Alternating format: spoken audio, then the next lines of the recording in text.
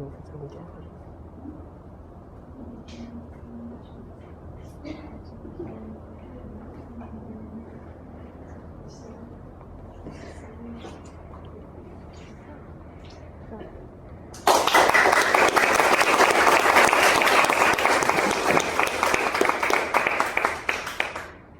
you see what is happening around you? All those heartless murders of little children, that terrorism, those rapes. Have we lost faith in humanity yet? Master of Ceremonies, fellow Toastmasters, and most welcome guests, a very good evening to all of you. Good evening. Are you tired of your news channels flashing death news every day? Telling you how inhumane have we humans become? Have we lost faith in humanity?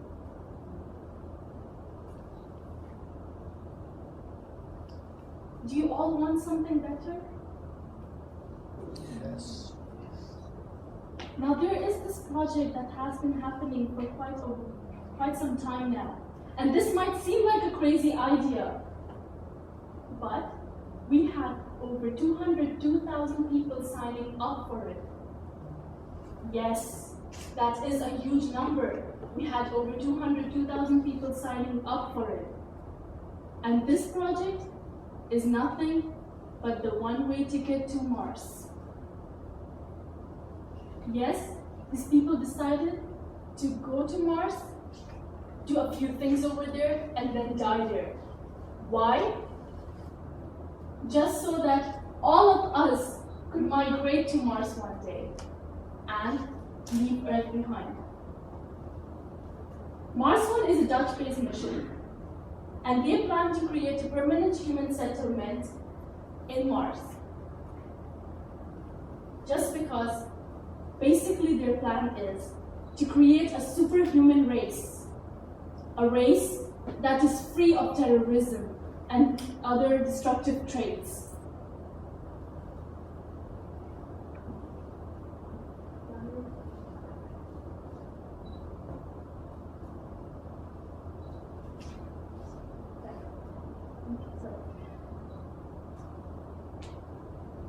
Out of the 202,000 people that had signed up for Mars One, so these people, they volunteered their lives. They're not being paid to do this. You volunteer your life to go to Mars One, to go to Mars and just live there. Out of the 202,000 people that had signed up, the first round of checks just left 1,000 behind. And then later this number was cut down to 660. At the end, after an online interview with the Mars One medical advisor, this number has been cut down to 50 men and 50 women, out of which, finally, only 24 will be chosen, 12 men and 12 women, to go to Mars. Basically, the plan that they have is this, Mars One. The Dutch, they have the plan of, in 2028, they will be sending their first troop.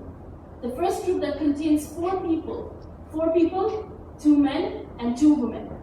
The first unmanned mission will be launched in 2018. This mission would contain a few cargo missions and a few rovers in order to go prepare space for the, what they call, astronauts to live in. Then further on, every 2 years, a troop of 4 people will be sent to Mars and they will go create a superhuman race. Sounds a good idea? Yeah. But why? Why do people want to go to Mars?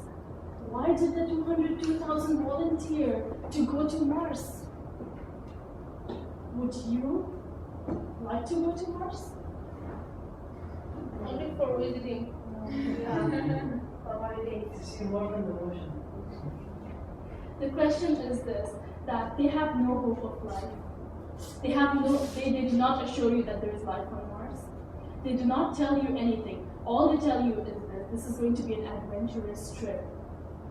So Toastmaster Naeem, if you were given the opportunity to go to a place where you could never come back from, but promise an adventure. Would you like to take up that thing? Nope. Not me. Well, the same question that we all have been wondering, that why did the 202,000 people sign up, was running in the mind of ASAP Science. ASAP Science, as soon as possible science.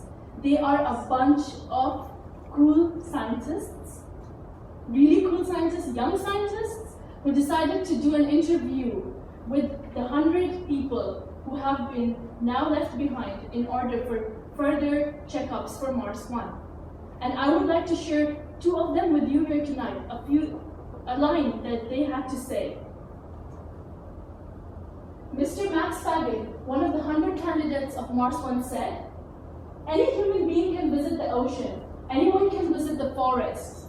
These are beautiful things, but they are commonplace. I will get the chance to experience a sunrise on Mars. I will get the chance to stand at the foot of Olympus Mons, one of the tallest mountains in space." And another candidate, Mr. Milanstrov, said, "The desire to go to Mars is almost the same as love. You want it for some reason you cannot really explain." Now, we do not have Khalid over here to explain that feeling to us.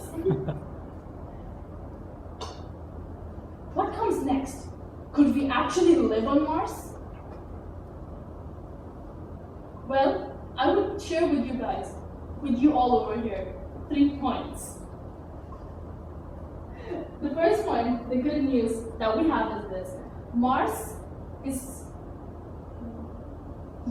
the North and South Pole, is covered with ice caps, about 5 million cubic centimeter deep ice caps. We can further melt it and have a 35-meter deep of ocean all around Mars. So there is no water problem. But then there is carbon dioxide in Mars air, and we do not have oxygen over there, so we cannot breathe. Mars is 1.5 times more away than Earth is from the sun, and you cannot grow crops, no food to eat. There is cosmic radiation exposure to Earth as well, to all the planets in this universe. But Earth has magnetic fields that deflect this cosmic radiation, whereas Mars doesn't. So we have a risk of cancer. I will leave you guys with this question. Will you like to take up this one-way ticket to Mars and hope for a better life? The choice is yours. Thank you.